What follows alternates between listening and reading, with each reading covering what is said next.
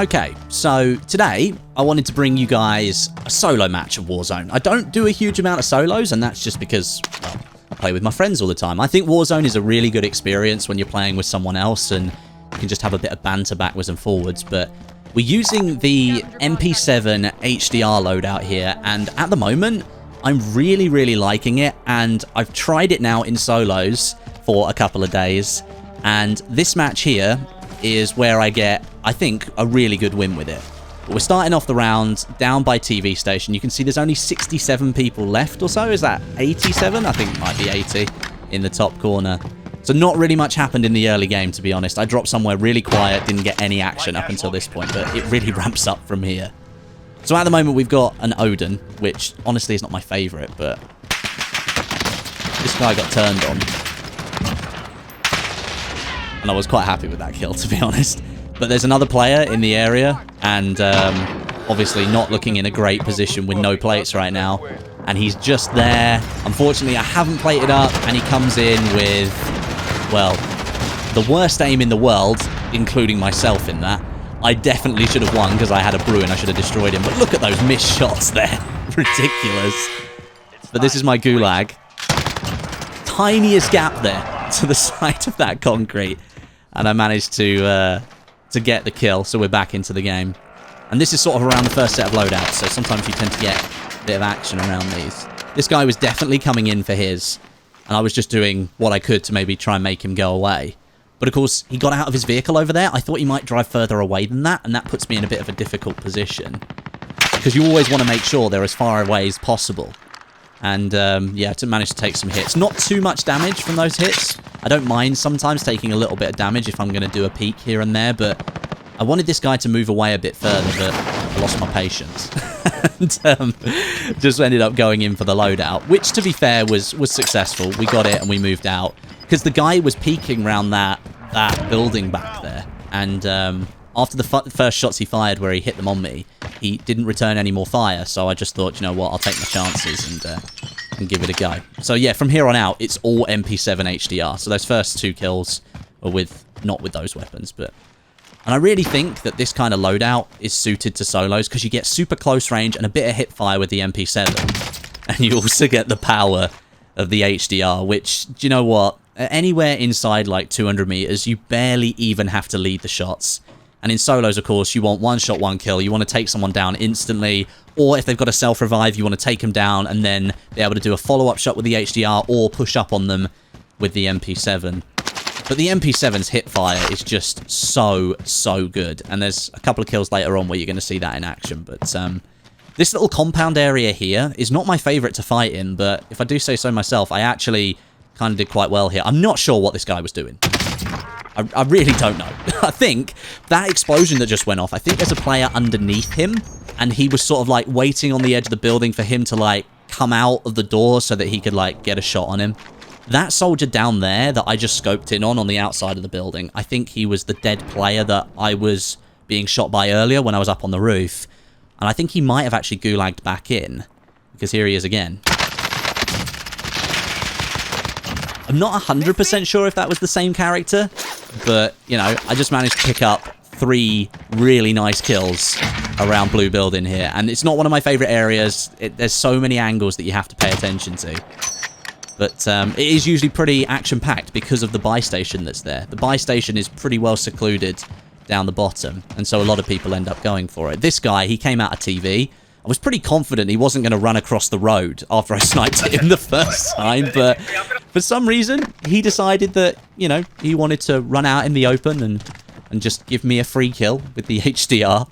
So this was turning into a little bit of a purple streak in the middle of the round here, picking up quite a few kills, and as you can see, we got plenty of money down the bottom, so I thought, you know what, I'll go over, I'll get my myself revive, and I'll get a UAV, and I picked up these players back in Sweatville, as I like to call it. This area of buildings in front by stadium. Lots of people like to drop here early game because there's lots of loot, lots of buildings that they can sit in. But there was one guy sitting on the orange ping you can see on the minimap. But there were 2 other people over at stadium. And he hopped back in there. Now, I wasn't sure if that was the player originally or the one that was sitting in the building, but you could probably hear those suppressed shots in the background. They are now fighting in that building. as you'll see here, there's only one blip, so I know that someone died, or at least one player doesn't have Ghost and one did. That was the guy that was jumping in through the window half a minute ago. So I got quite lucky to actually take him out, and he didn't hear me coming over, and I think that was because they were fighting in this building, and that would have masked my footsteps as I ran over. Because as you see, I don't have dead silence here, so there's no way for me to be, like, truly stealthy at this point. And I have only got my first loadout, so I don't even have Ghost here either. But this guy was just sitting in the building. I've just cut about 2 minutes of gameplay where I was circling that building, and this is what he was doing. He was literally sitting in there with a riot shield. That's why he wasn't coming out. It was really confusing to me at the time why he wouldn't move. And I thought, well, if he's just sitting in there, maybe he's like, I don't know, a new player, maybe he's a bit nervous or something like that. But no, he was just being one of those super passive players with his riot shields. He knows he doesn't have to move. I can't really land a shot on him. The only ones you can land is you can sometimes get shots on their feet as they're like strafing. But with the riot shield fully in front, there's no way for me to really do that much damage. And here, the reason I'm not rushing him is because if he manages to get a hit on me with that riot shield, it's going to take so much of my health. And also, you'll see that the zone is pushing both of us. And I want to try and make sure that I stay in front of him. And there, he just tried to stun me. So I was lucky that I moved away at that point. Because otherwise, if I'd have been stunned, that would have been it. Game over. But now, the race is kind of on because I've lost track of him. And the zone is right on my butt. And I don't know what's going on in front of me because I didn't check before I started engaging the guy with the riot shield. And things get a bit strange here. So he peeks. And then I just get shot by some other guy. MP7 comes into its absolute own there with the hip fire. I get stunned. And then I have to play up. Gas is closing in. But I didn't. This is one of the things that in Warzone, I always forget to do. I always forget to play in these really, really high intensity situations. And then things like this happen.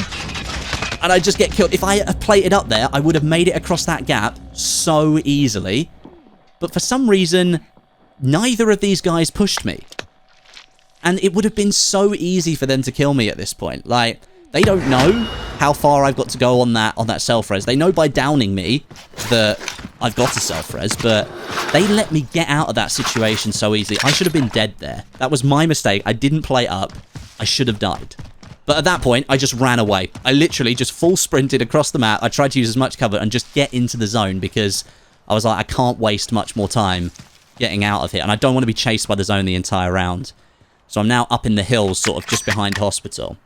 And this guy here, this was a nice snipe, actually. There you go. 187 meters. That guy was the guy that shot me from blue building when I saw the riot shield guy just come around the corner behind the car. He was the one that shot me originally and took away all my plates. So it's kind of nice when I managed to take him down. And at this point here, you're getting real close to endgame. We've only got 15 players left. We've got plenty of kills on the plate already. But I'm just being a bushwookie because that's what you do in solos. So I'm just watching out for any kind of movement. And I just happened to turn around and spot this guy running over the hill. So unlucky from him because he'd clearly seen me because he was running towards me. He wanted that kill. But I just turned around and just sort of looked in that general direction because, well, you have to in solos. You've got to have your head on a swivel almost constantly. But, yeah, super unlucky from him because he'd been fighting in hospital probably for the last 10 minutes. And then I just take him out with one snipe to the head. I used the cluster here to try and get that vehicle to move because if they'd stayed on the top of that hill, again, it would have made the next move for me really difficult. And this point here, it starts to get, strange again. Because there's a guy above me. You can see him on the minimap from the UAV. I was going to buy a self-res, but I bought a UAV because I was like, I need to know what's going on. And I thought he was a gulag because it kept saying he's above me on the minimap. Turns out, as you'll see now, it's the riot shield guy. It's still the riot shield guy from all the way over the other side of the Warzone map. And he's now made it all the way in. So he's just crept his way through. A little bit like what I did. He probably just avoided action to try and make sure that he could get to the final circle. But makes my position really difficult here because I'm now down on the low ground and there's not a lot of cover in front of me. I've managed to make it down towards the rail tracks here. And he's sort of still hanging around in the trees above. I think he's plating up at this point. But as he runs away, I think I managed to get a snipe on him if I remember correctly.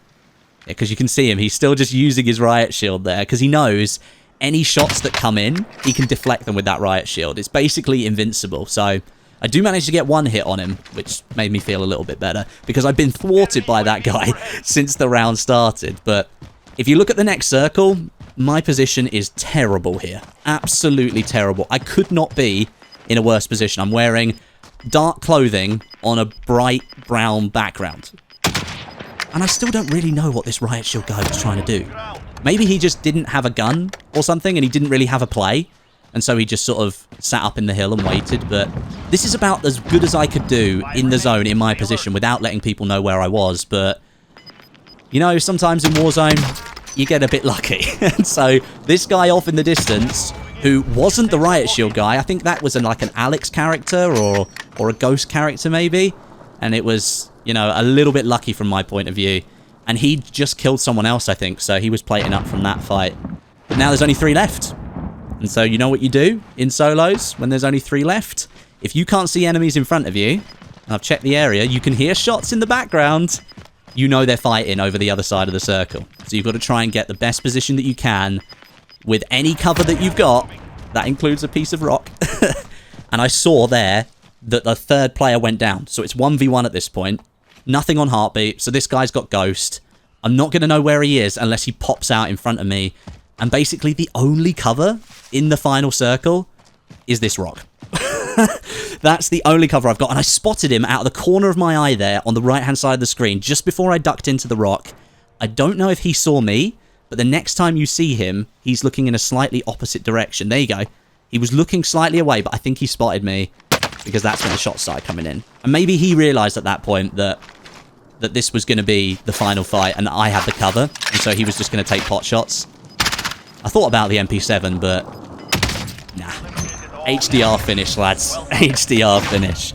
I really enjoyed that round. I thought it was a great round of solos. MP7 for real close range and mid-range and hip fire.